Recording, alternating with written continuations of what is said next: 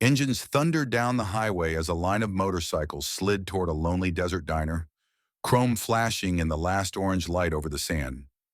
Inside the Sunspot grill, under buzzing tubes and the smell of burnt coffee, a young waitress tightened her grip on a coffee pot as the bikes rolled in. Before the night ended, the town would repeat one line.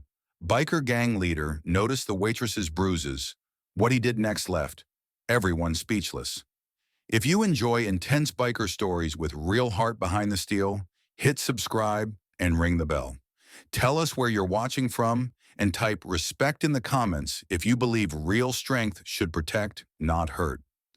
At the head of the pack rode Cole, Grim Lawson, 40, president of the Iron Vows MC, and a former U.S. Army Staff Sergeant. He wasn't loud. He didn't need to be 2 tours overseas had taught him to read danger in a room before anyone else felt it. Behind the counter worked Sarah Miller, 28, single mother of a 5-year-old boy. She lived on tips, cheap coffee, and very little sleep, working double shifts to keep a small apartment from slipping away. Her smile for customers was automatic. The tired edge in her eyes was not. When she reached to refill Cole's mug, her sleeve slid back. He saw it.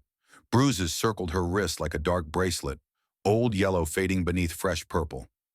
Not one bad step, not a kitchen accident, a pattern. Busy kitchen? Cole asked quietly. Sarah jumped, then forced a laugh. Pantry door. I'm clumsy, she said, pulling her sleeve down and retreating before he could answer. In a corner booth sat Ryan Hale, mid-30s, neat work shirt, clean boots, the successful contractor of Dry Creek. He paid Sarah's rent and reminded her of it with every snap of his fingers. Every time she approached his table, her shoulders tightened and her eyes dropped. Little did they know the man at the counter had spent years reading fear in faces that insisted they were fine. Cole watched a little longer. He saw Ryan's hand land too hard on Sarah's shoulder. He saw her laugh afterward like an apology. When the Iron Vows finally stood to go, Cole slid a plain card under his mug. Iron Vows Outreach. When I'm fine isn't true. Later, wiping the counter, Sarah found it. Her eyes lingered on the words. She didn't throw it away. She tucked it into her apron. 2 nights later, a storm rolled in. Rain hammered the windows. Thunder marched over the hills. Only a trucker, an older mechanic, and the Iron Vows lingered over late-night coffee while Sarah moved more slowly, favoring one leg and hiding fresh swelling beneath makeup on her cheek. The bell over the door slammed as Ryan strode in, sharp with whiskey and anger. You turn your phone off on me again? He demanded, too loud for the small room. You think you can hide from me at work? I'm on shift, Sarah said softly. Please, Ryan. Not here. Eli's at Mrs. Turner's. He seized her wrist exactly where the bruises were. Pain flashed across her face. Let her go, Cole said. 3 words. Calm. Heavy. Ryan turned.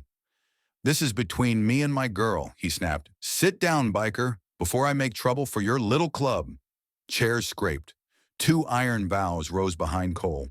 Boots planted, eyes locked on Ryan. Conversation died. Even the friar hissed more quietly. Trouble's already here, Cole answered. You brought it.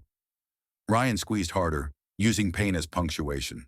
Sarah stared at the floor, jaw clenched, breath shaking. Last chance, Cole said. Release her. Ryan laughed. You hit me and I'll own this place by morning, he said. Nobody takes her word over mine. He drew back his free hand, fist cocked toward Sarah. He never landed the swing. Cole stepped in, redirecting the punch with a sharp parry, turning Ryan's wrist and pivoting him into the counter. In one controlled motion, learned in 100 drills, he pinned Ryan chest down, arm locked behind his back. It was over in a flash. You're all witnesses, Ryan gasped. He attacked me. The older mechanic rose from his booth. Name's Frank Doyle, he said calmly. 66, retired state trooper. He held up his phone. I recorded everything. You grabbed her. You swung. He stopped you. That's what happened. They had no idea the quiet man with grease-stained hands had worn a badge for 30 years. Sarah's voice shook, but she spoke. I want it on record, she said. He's been hurting me for months. I'm done being scared. Frank nodded once. Then we finish it. He called the county sheriff on a number that still answered his name with respect. Minutes later, red and blue washed across the rain-streaked windows. Deputies watched the video, saw the bruises, and listened as Sarah repeated the truth she had been swallowing for too long. Ryan Hale left the Sunspot Grill in handcuffs, his shouted threat suddenly small against evidence and witnesses who refused to look away. Sarah sat at a corner table, staring at the fresh bandage on her wrist. "He always said no one would believe me," she whispered. "They do now," Cole said, "because you spoke, and because this time, people stood with you."